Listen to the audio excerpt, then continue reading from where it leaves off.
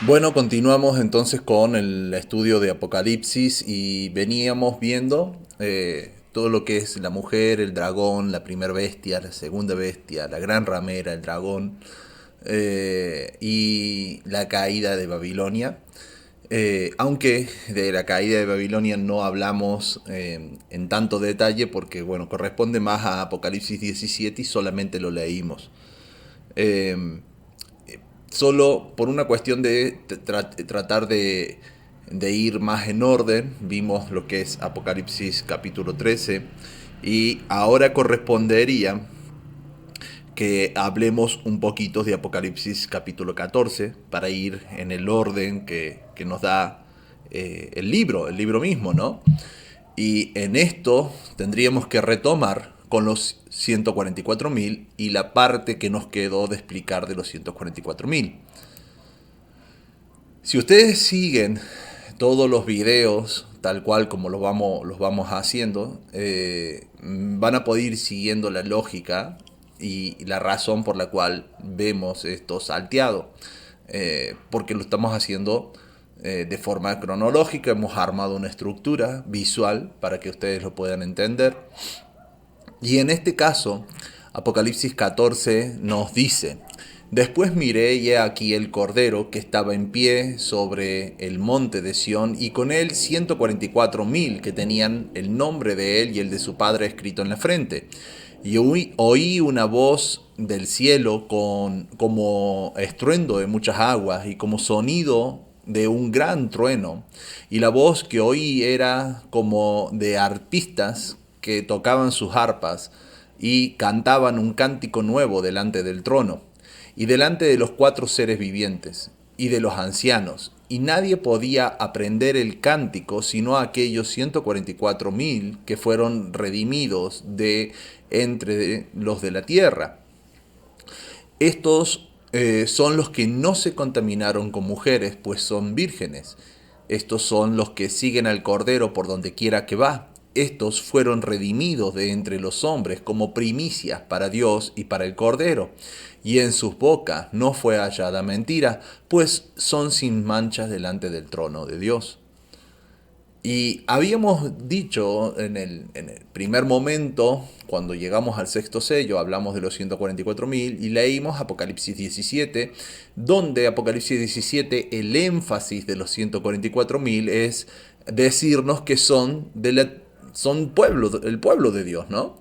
Y que representa el número 144, es un múltiplo de 12, específicamente 12 más 12 más 12 más 12, o sea, 12.000 de cada tribu, ¿no? 12 por 12, 144, básicamente. Es un número que representa a la totalidad del pueblo santo. Y ese mismo número, esta misma forma de representar, lo vamos a tener posteriormente cuando hablemos de la Nueva Jerusalén.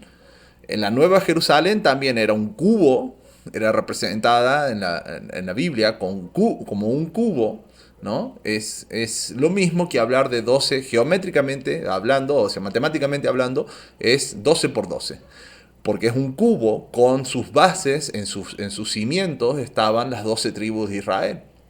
O sea, maneja exactamente el mismo concepto la Nueva Jerusalén. Es el templo del cual hablaba Pablo, del cual somos piedras vivas, ¿no? Y de eso, ese es el énfasis que nos da en Apocalipsis 7 sobre los 144.000.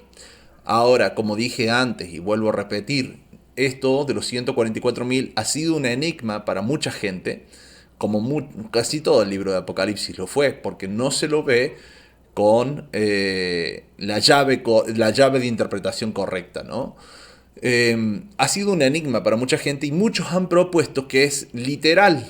Y esto es parte de lo que decíamos al principio de todo, ¿no? O sea, si yo tomo en un libro como Apocalipsis, si yo digo que una parte es literal y otra parte es simbólica, tengo que explicar cuál es el mecanismo que opera. Un mecanismo tiene que ser un mecanismo bíblico, comprobable, verificable, que opera para decirnos qué cosa es literal y qué cosa no.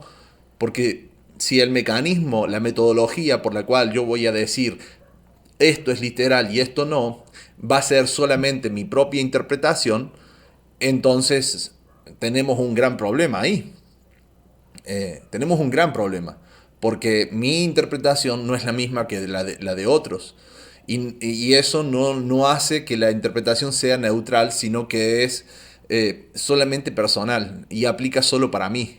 No puedo exportar esa interpretación. Lo que necesito hacer es conectar los puntos que la misma Biblia deja para tener una interpretación historicista, racional y comprobable por todos por igual, así como un método científico. Exactamente, al menos vamos a hablar de los ideales, ¿no? Pero el método científico se basa en que yo descubro algo y lo que descubrí, si es verdadero y comprobable, otra persona, cuando yo le cuente a otra persona el método que usé para comprobarlo, la otra persona tiene que poder hacer las pruebas, las que yo hice y otras más, y otras que tengan que ver con propio de él, con lo propio que él sabe, va a tener que hacer otras pruebas y siempre va a tener que llegar a la misma conclusión, por decirlo de una forma muy simple, ¿no? Exactamente, digamos, sería como aplicar un método científico al texto, ¿no? O sea, yo no, si les doy un descubrimiento que solo se ve desde mi percepción, no puedo aplicar ningún tipo de método para comprobar eso, porque es solamente tu percepción y nada más. Y lo mismo tiene que ocurrir acá, ¿no? Entonces, si yo digo que esto o aquello es literal y no simbólico, eh, entonces tengo que poder explicar el porqué y ese porqué tiene que poder ser comprobado por todos los que lean el libro. Entonces ahí entra un problema cuando algunos quieren decir esto sí es simbólico y esto no. Y muchos entienden que las bestias son simbólicas y, por ejemplo, hay muchos que entienden que los 144.000 son literales. Es más, hay una de las denominaciones cristianas, los testigos de Jehová, que ellos creen que son 144.000 literales y que son vírgenes literales y que son, bueno, obviamente testigos de Jehová, ¿no? Que son los santos de los santos, ¿viste? Cuando en realidad el texto, si lo tomamos completo como está acá, no dice eso. No dice eso. De hecho, ellos niegan la continuidad de Israel, como la mayoría de las iglesias protestantes niegan la continuidad de Israel. ¿Por qué? Porque adoptaron la teología del reemplazo, que la iglesia reemplazó a Israel, ¿no? Incluso las iglesias adventistas también mantienen ese tipo de postura, ese tipo de pensamiento. Entonces hay un gran problema en esas interpretaciones cuando entran a chocar las distintas aristas de la interpretación que manejan, ¿no? Entonces, lo primero es tomarlo de forma simbólica. 144.000 hace referencia simbólicamente a todo el pueblo, 12 por 12, como una elevación exponencial del pueblo. Es una representación matemática de lo que Dios le dice a Abraham, que serían una multitud de naciones, ¿no? Es una expresión matemática de eso mismo, ¿no? 12 por 12, es algo exponencial. Entonces dice, después miré y aquí el Cordero estaba en pie sobre el monte de Sión, y con él 144.000, que ya dijimos a qué se refiere, que tenían el nombre de él y de su padre escrito en la frente, algo que ya Dios había dicho a las iglesias, ¿no es cierto? Si nosotros íbamos, a ver, déjenme recordar, acá, la iglesia de Filadelfia dice, y escribiré sobre él el nombre de mi Dios y el nombre de la ciudad de mi Dios, la Nueva Jerusalén. Exactamente lo que nos dice acá que tendrían, ¿no? Estas personas tenían el nombre de él, del Cordero, y del Padre escritos en la frente. Estaban sellados, marcados por Dios desde un principio, ¿no? Y esto, bueno, tendríamos que ir a hablar de Caín y la marca que él tenía acá, pero esto ya lo hemos hablado en los videos de la línea de tiempo, no lo vamos a repetir. Pueden ir a buscarlos ahí.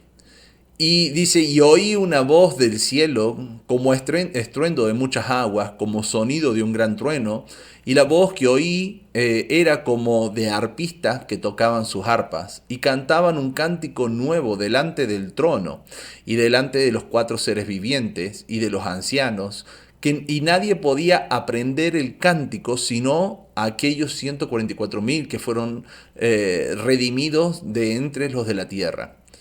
Y estos son los que no se contaminaron. Bueno, ahí pasa otro relato. Básicamente estos empezaron a cantar, a hablar y a expresar la adoración a Dios de una forma que otros no lo pudieron hacer. Y literalmente sí, obviamente esto es una expresión idiomática de lo especial que van a hacer para Dios.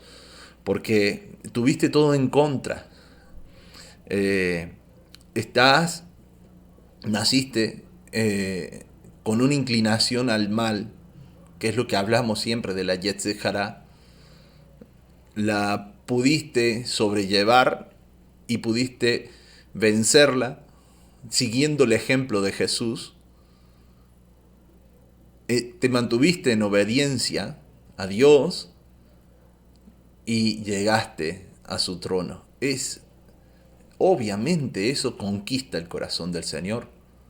Obviamente Él te va a ver como alguien especial y lo que tu cántico, que es la expresión de nuestras obras, porque de esto ya lo hemos hablado, pero la alabanza y la adoración no son lo que nosotros pensamos, no son lo que normalmente nos dieron. La alabanza es tus obras que no niegan la palabra de Dios, que no niegan el nombre del Señor. Cuando tus obras se alinean en obediencia a Dios, estás alabando a Dios en la sociedad, porque tus obras exaltan el nombre de Dios, lo mismo que hace la alabanza. La música es una expresión de alabanza, pero se puede hacer música sin creer en Dios, así que no podemos tomar eso como referencia. Tus obras son las que alaban, exaltan el nombre de Dios. Y la adoración es la entrega absoluta y completa a Dios. Está vinculada con los holocaustos.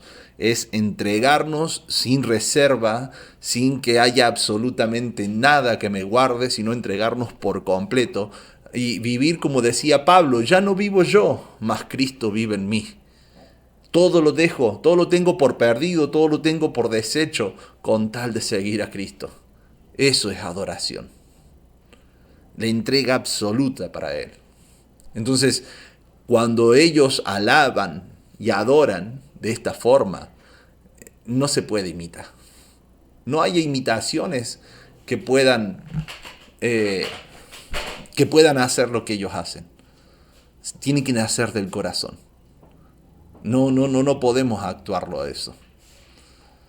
Y dice, estos son los que no se contaminaron con mujeres.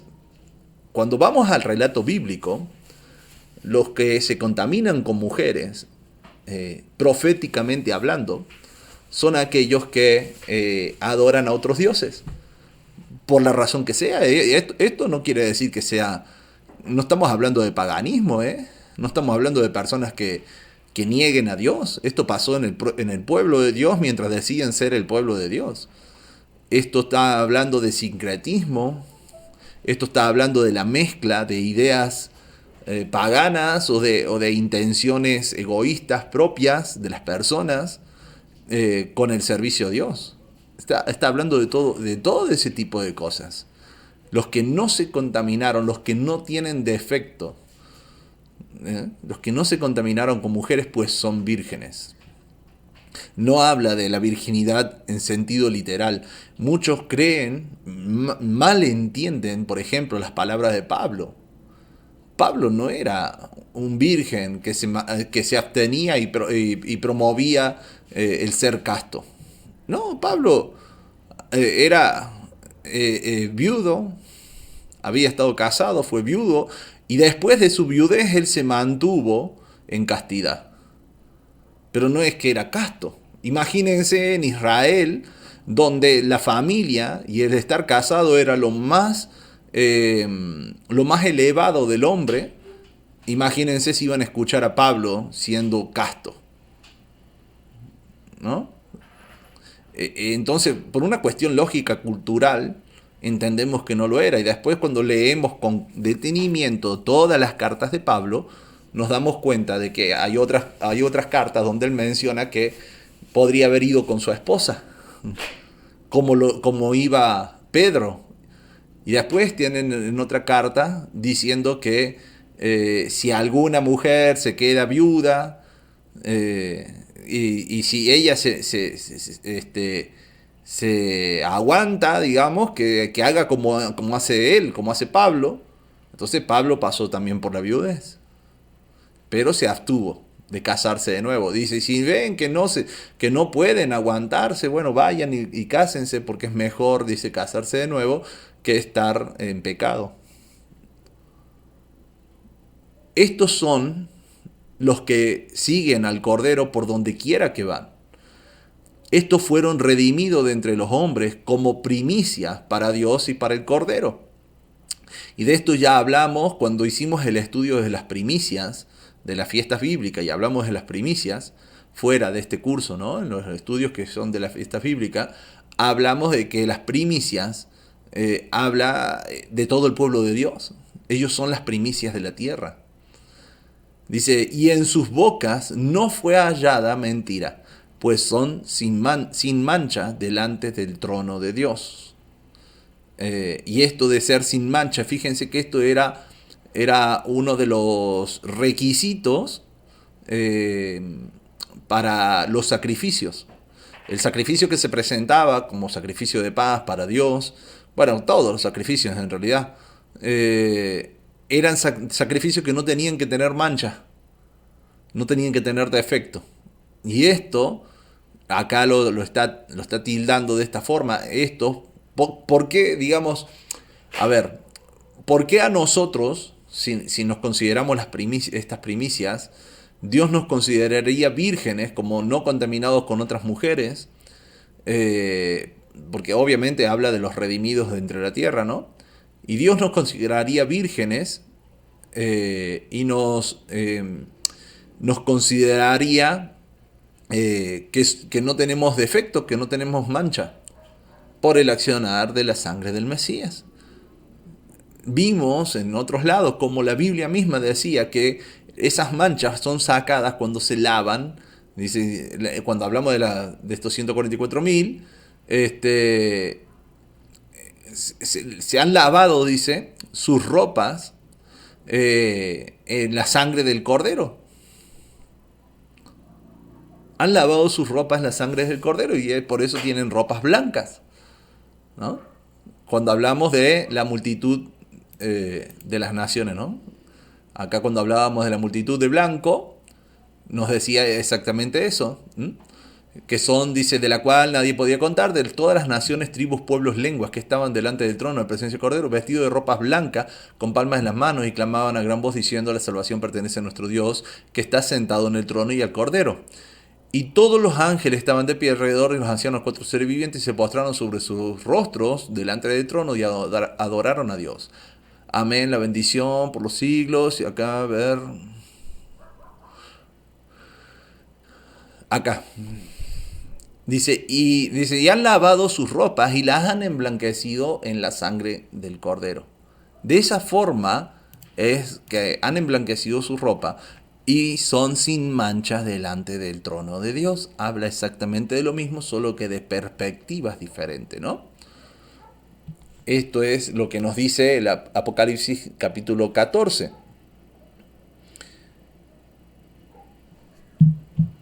Y continúa Apocalipsis 14 con el mensaje de los 3 ángeles, donde nos dice, vi volar por en medio del cielo a otro ángel que tenía el evangelio eterno para predicarlos a los moradores de la tierra, y toda nación, tribu, lengua y pueblo diciendo a gran voz, temed a Dios y dadle gloria, porque la hora de su juicio ha llegado, y adorad a aquel que hizo el cielo y la tierra, el mar y las fuentes de las aguas. Otro ángel le siguió diciendo, ha caído Babilonia, la gran ciudad, porque ha hecho beber a todas las naciones el vino del furor de su fornicación. Antes de continuar, fíjense, estamos hablando de los tres ángeles y ya habíamos hablado con el sexto sello, habíamos mencionado el ángel y el librito, y este ángel cerrábamos este video diciendo, es necesario que profetices otra vez a muchos pueblos, naciones, lenguas y reyes. Y el mensaje de los tres ángeles, que está también en el mismo contexto, les dice era un ángel que tenía el evangelio eterno para predicarlos a todos los moradores de la tierra, a toda nación, tribu, lengua y pueblo, diciendo a gran voz, temed a Dios, dadle gloria, porque la hora de su juicio ha llegado, y adorad a aquel que hizo el cielo, la tierra, el mar y las fuentes de la tierra, las fuentes de las aguas, perdón. Entonces, este contexto, cuando nosotros terminamos de ver la séptima trompeta y cuando íbamos a reiniciar con la primera copa, tenemos toda esta información en el medio, que es una información que abarca toda la historia, solo que la vamos a ver de una forma, un relato diferente, no tanto por algo marcado en todos los milenios, que es lo que hablábamos de la mujer y el dragón, que ese dragón inicia desde el mismo milenio 1, como la carne, la inclinación al mal, y se va gestando desde el milenio 2 al 3, se va gestando en una mujer, en una iglesia, que en vez de rendirse por completo a Dios, va creando un sistema intermezclado con los imperios, que se forma después en la parte secular como en la parte tanto eclesiástica como secular, como bestias, la primera y la segunda bestia. Y al mismo tiempo es representado como esa mujer es representada sentada encima de ese dragón, de esa ideología, de esa doctrina que vino y conectó, o sea, vino desde el primer milenio, pero se armó, se consolidó como ese dragón en Babel. Una vez que hubo confusión en Babel, esa confusión se trasladó a todos y esa confusión después fue permeándose en el pueblo de Dios, creando las distintas bestias, ¿no? Y acá, en el mensaje de los tres ángeles, tenemos también un mensaje que abarca toda la historia, donde le dice que es necesario que prediquen del evangelio que es eterno. Y esa predicación estuvo en el primer milenio, se nos habla de Enoc, que era profeta en su época. En el segundo milenio estuvo Noé. En el tercer milenio estuvo Abraham, Israel. En el cuarto milenio todos los profetas, la nación ya consolidada de Israel. En el quinto milenio estuvieron los apóstoles. En el sexto milenio estamos nosotros. Y en el séptimo milenio va a estar el mismo Mesías hablando de lo mismo.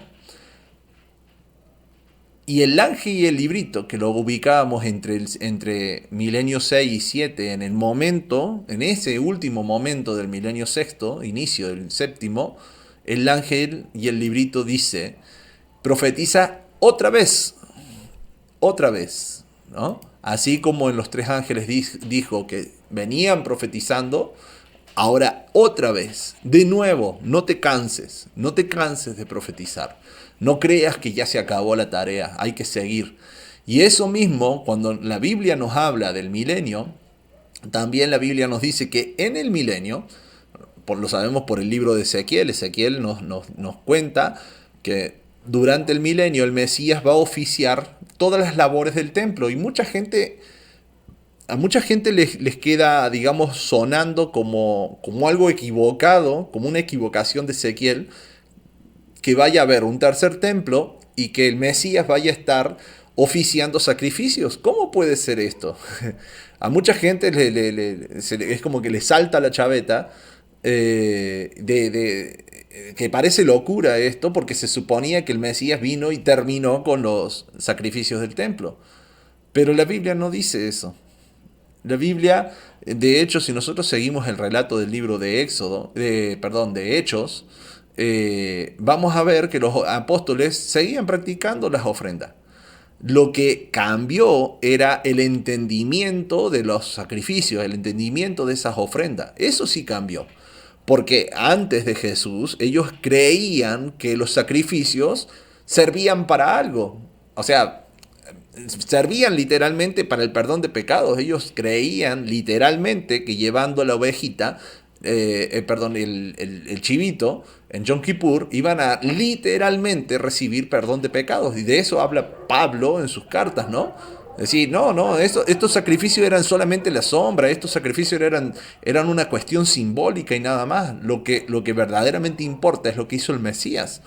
Y era así, la misma Biblia, en las palabras hebreas, y después lo repite el Señor con Zacarías, y diciendo, ustedes son solamente símbolos.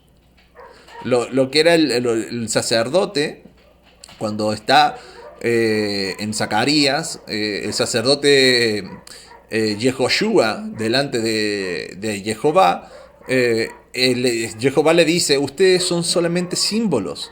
Y lo mismo es la ley, cuando habla de que son ensayos, ¿no?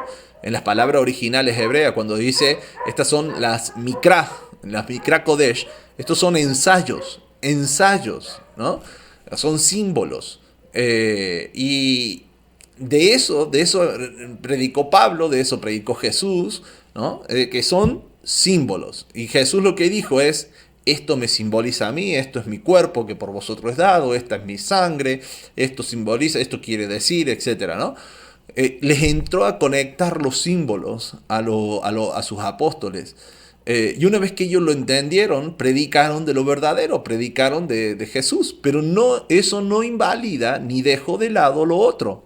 Ellos continuaban yendo al templo a hacer los sacrificios, pero ahora entendiendo la profundidad de esos sacrificios, no depositando su fe en el sacrificio, ni creyendo que el sacrificio les iba a hacer un beneficio, sino que sabiendo que esos sacrificios eran un símbolo, un método pedagógico para que ellos aprendieran el mensaje verdadero, para que ellos entendieran y profundizaran cada vez más en lo que eso significaba, ¿no? La práctica si ustedes están en un lugar donde tenga terremotos o pueda tener terremotos, ustedes van a tener cada tanto prácticas que los preparan para esa situación, que son los ensayos, ¿no?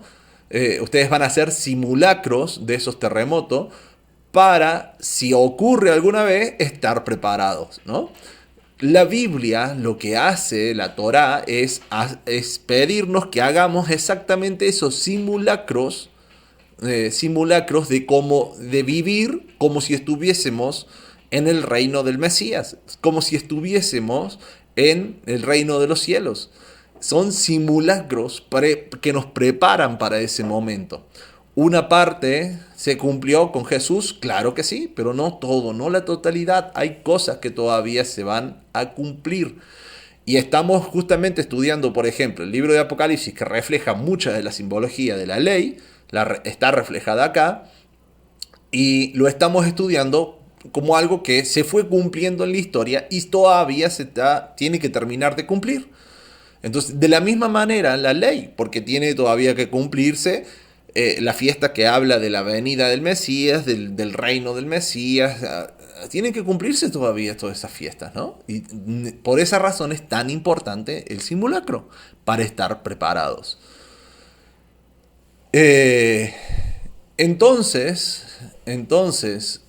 nada de eso pasó. Y cuando habla el libro de Ezequiel de un tercer templo con la restauración del sistema levítico, de los sacrificios y demás, no es para invalidar lo que hizo el Mesías, sino todo lo contrario. Acá, al séptimo milenio, en el reino del Mesías, la Biblia nos habla de que va a haber sobrevivientes a la guerra de Gog y Magog. Nosotros, la Biblia también declara que nosotros, las primicias de Dios, los primeros en entrar, los primeros en ser salvos, seríamos transformados y al mismo tiempo nos dice que nosotros seremos los reyes, los gobernantes básicamente de este milenio. Nosotros gobernaremos junto con Dios, seremos los reyes y sacerdotes de este milenio. A ver, si no habrían sobrevivientes a los cuales nosotros debamos enseñar, debamos hacer, ejecutar una función sacerdotal para que ellos aprendan y se rindan y entiendan lo que hizo Jesús, si no va a haber nadie de eso, entonces ¿para qué vamos a ser reyes y sacerdotes en el momento en que no vamos a poder reinar sobre nadie? ¿No es cierto? Lógicamente va a haber sobrevivientes como lo dice la Biblia. ¿Cuántos serán? Solo Dios lo sabe. Solo Dios sabe la cantidad. Pero de 8.000 millones de personas que somos hoy en día y que se considera aproximadamente un 10% del cristianismo, o sea, de un 10% de 2.500 millones de cristianos, se considera que podrían ser en realidad cristianos, cristianos firmes en la palabra. Y eso también lo puedo llegar a poner en duda, pero bueno, vamos a sacar ese número, ¿no? De ese un 10%, imagínense los miles de millones que quedan de fuera. De todos esos miles de millones, la Biblia nos dice que va a haber muchos que van a morir, porque se van a unir en esa guerra de Gog y Magog, pero va a haber muchos que van a sobrevivir. Y lo van a ver a Jesús reinando en Jerusalén y todos van a tener que ir a festejar las fiestas allá. Todo el mundo va a tener que ir a estar ahí festejando con él y van a aprender con los mismos métodos didácticos que siempre enseñó a lo largo de toda la historia, que es el templo, los sacrificios y etcétera. Van a aprender el valor de lo que él hizo, el valor de su muerte, de su sacrificio, de lo que él enseñó. No es un método que invalida a Jesús, es un método que exalta a Jesús. Esa es una gran diferencia que no se ha entendido cuando se enseña de la Biblia. ¿Por qué? Porque hay un sesgo. Hay un sesgo, hay una ideología previa que pone un bloqueo cuando se habla de estos temas. Entonces necesitamos poder saltar esa ideología, tener una mente un poco más abierta y analizar todo el contexto de lo que está diciendo, ¿no? Hay muchos que dicen que el libro de Ezequiel, cuando habla del tercer templo, es una cuestión simbólica. Bueno, la Biblia no lo dice así, eso es una interpretación propia. De hecho, cuando ustedes leen el tercer templo de Ezequiel, hay una parte donde ustedes van a leer, dice, ningún incircunciso de corazón, cuestión simbólica, y de carne, cuestión literal, ningún incircunciso de corazón y de carne entrará en mi templo. O sea que la profecía de Dios está contemplando ambas cosas. O sea que es literal. Se refiere a un templo literal, ¿no? Pero bueno, ahí está el sesgo de cada persona en lo que le permite ver de la profecía. Entonces dice, otro ángel, el segundo ángel, otro ángel le siguió diciendo, ha caído Babilonia, la gran ciudad, porque ha hecho beber a todas las naciones del vino de su furor, del furor de su fornicación. Y acá, bueno, hablamos de la caída de Babilonia y que hablábamos en el video anterior sobre Babilonia y que, bueno, la Iglesia Católica encaja perfectamente en toda la descripción de Babilonia. Sin embargo, tenemos que entender que la Iglesia Católica adopta mucha de la estructura eclesiástica que ellos tienen, no la jerarquía, porque eso la adopta desde el Imperio Romano, pero sí mucha de la estructura eclesiástica que ellos tienen, la adopta del judaísmo. Obviamente es un judaísmo cristianizado, pero la adopta del judaísmo. Son básicamente los herederos del judaísmo. Y que después históricamente se pelearon y la Iglesia Católica persiguió a los judíos y todo lo demás, es otra cosa. Pero la adopción, la estructura la estructura eclesiástica que tiene y demás es una copia de las sinagogas y mucho de lo que hace el judaísmo mezclado con otras cosas, pero adopta de ahí, tiene esa herencia.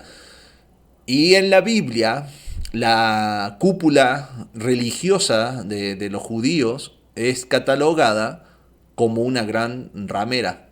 Y lo hace el libro de Ezequiel.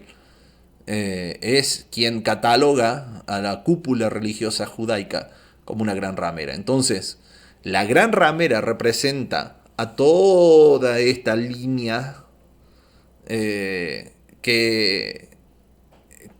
digamos que fue heredando una con las otras, desde el judaísmo al catolicismo, al protestantismo, hasta nuestros días, ¿no? Que hoy los movimientos de raíces hebreas, queriendo, porque todo fue, a ver, el judaísmo fue el original. El cristianismo, cuando surge y se separa del judaísmo, culpaba a los judíos de las cosas malas, pero adoptaron mucho de ellos. El protestantismo culpaba al catolicismo de las cosas malas, pero adoptaron mucho de ellos. Las raíces hebreas que surgen ahora posterior, salen casi todos, salen del protestantismo y surgen ahora posterior en los tiempos, se supone que rechazan todo lo malo que hicieron la Iglesia Católica, la Iglesia Evangélica, y en teoría se supone que rechazan lo malo del judaísmo, y hasta ahí está perfecto. Pero en la práctica adoptaron todo lo que les pareció mejor de cada uno.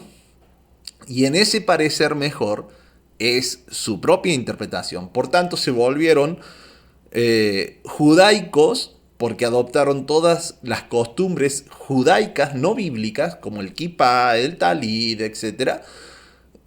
Adoptaron un idioma que no es de ellos, que debería haber sido un idioma que se podría haber adoptado para estudio, pero ellos lo adoptaron para hacer para hacer cultos y para hacer funciones eclesiásticas, como si fuese un idioma que no tiene defectos. Adoptaron la estructura evangélica a la hora de organizar sus reuniones y a la hora de organizarse como ROE. Bueno, cambiaron simplemente, agarraron el título de los pastores y simplemente lo cambiaron de idioma, pero la función sigue siendo la misma. Entonces, ¿qué cambio hay? Sigue siendo la línea continua de Babilonia. Y acá nos está dando y diciendo: Babilonia, la gran ciudad que ha hecho beber a todas las naciones del vino del furor de su fornicación. ¿Cómo es que hizo eso? Bueno, Jesús les decía a los fariseos, les decía que a los discípulos, a los que seguían, digamos, sus caminos, los hacían más merecedores del infierno que a ellos mismos. Ese es el haber hecho beber a las naciones del vino del furor de su propia fornicación. El tercer ángel lo siguió diciendo a gran voz: si alguno adora a la bestia y a su imagen y recibe la marca en su frente o en su mano, él también beberá del vino de la ira de Dios. Y acá nos va preparando, concientizando para las copas, porque las copas hablan de eso, del vino de la ira de Dios. Que ha sido vaciado puro en el cáliz de su ira, y será atormentado con fuego y azufre delante de los santos ángeles y del Cordero.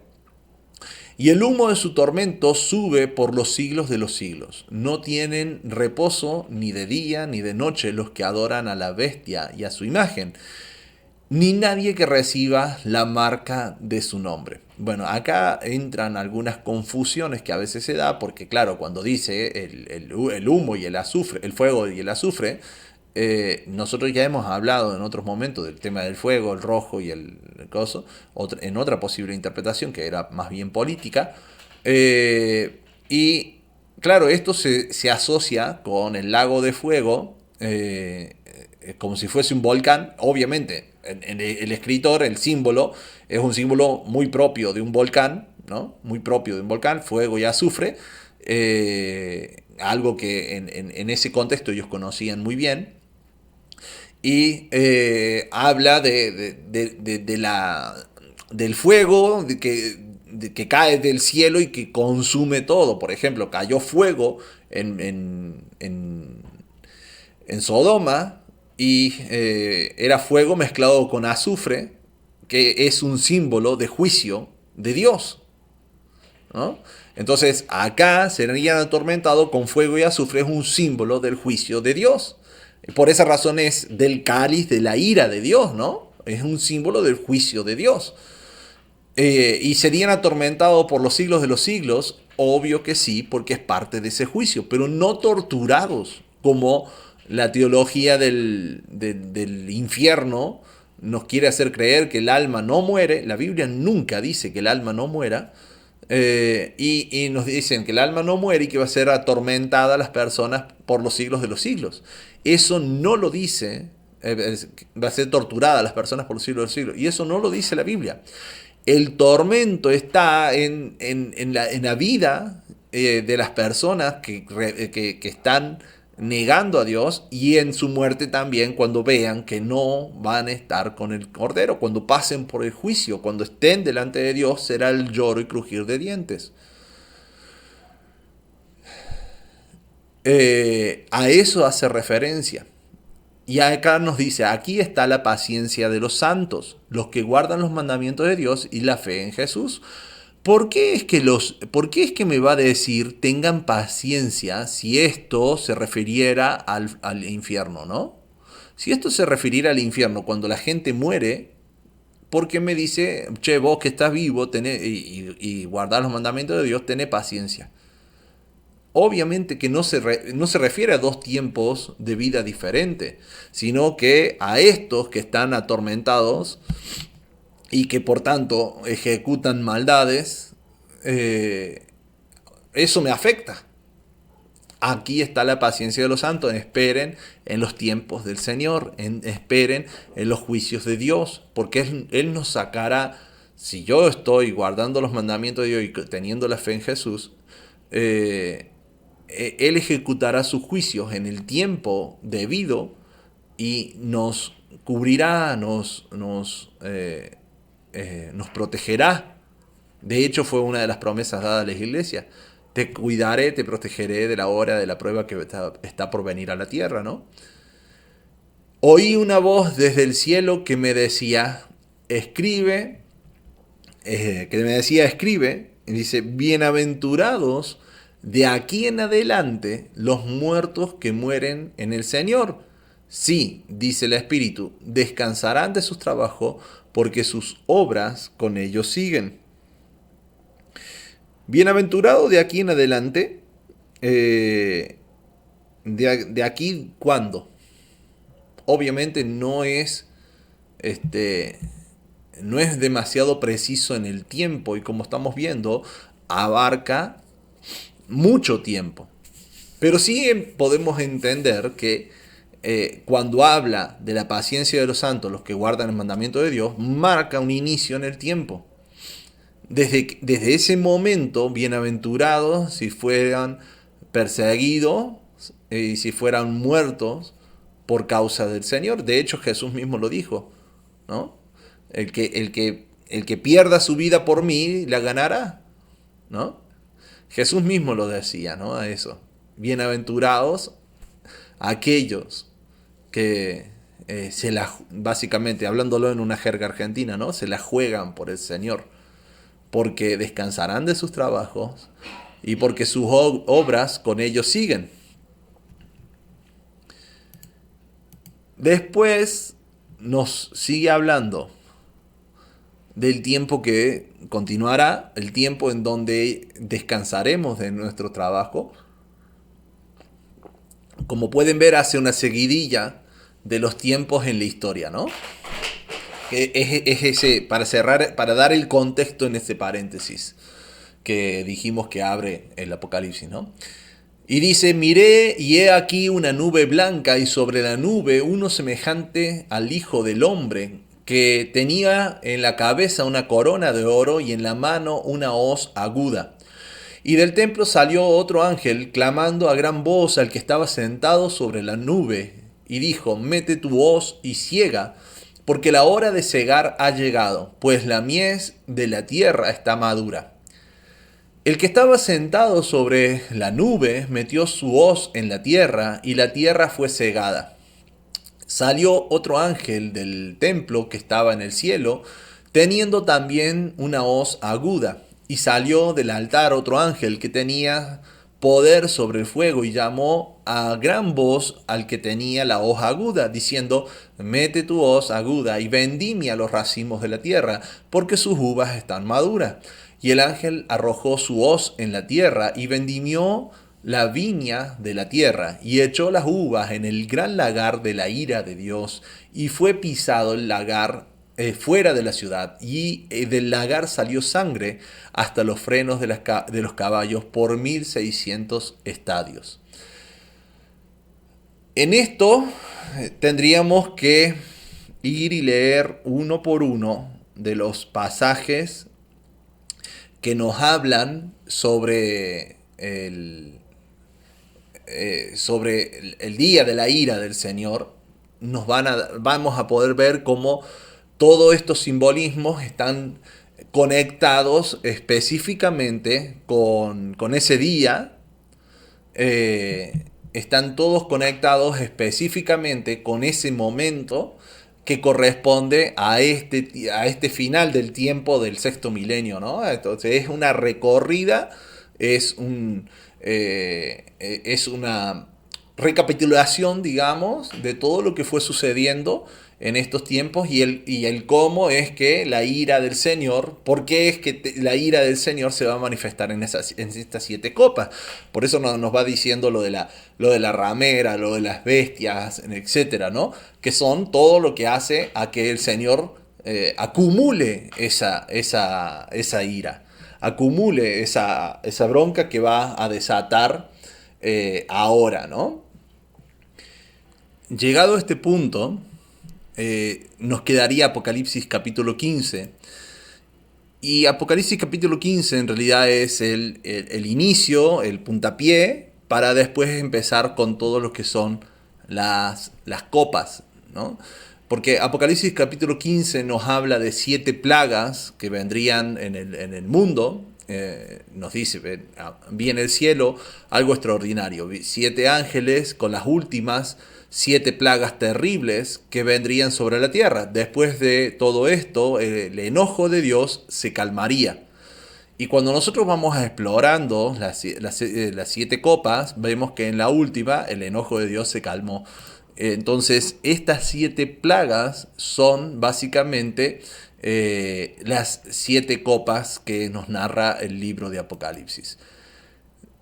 Para no andar cortando, ya que estamos casi en la hora de video, para no andar cortándolo después, vamos a cortar el video ahora y retomamos posteriormente en otro video estas 7 copas, para ya después pasar a lo que es el milenio, caballo blanco, las bodas del Cordero, el juicio y demás, y cerrar el análisis de este libro.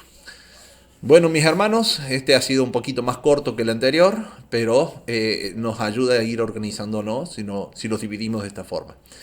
Que Dios les bendiga y tengan un muy bendecido día.